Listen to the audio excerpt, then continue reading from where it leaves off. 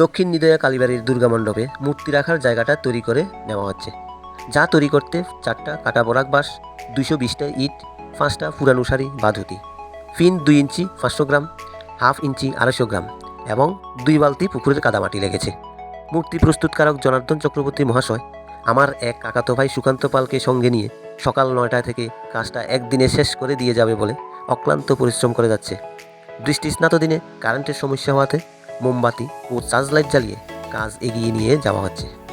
দেখো বন্ধুরা, কিভাবে কাপড়ে কাদা মাটি লাগিয়ে নেওয়া হচ্ছে।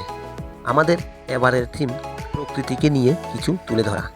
দেখছো, মূর্তির পেছনের ব্যাকগ্রাউন্ডটাতে থাকছে আকাশ, মেঘ, সূর্য, টিলাভূমি, গাছপালা, নদী, উড়ন্ত পাখি, জলাশয়। এছাড়া মূর্তির আশপাশে থাকছে ঘাস, লতাপাতা, বন জঙ্গল ও জীবজন্তু ইত্যাদি ইত্যাদি। তো যাই হোক, আমরা এবার পুজোতে উক্ত বর্ণিত বিষয়গুলিকে তুলে ধরার চেষ্টা করছি।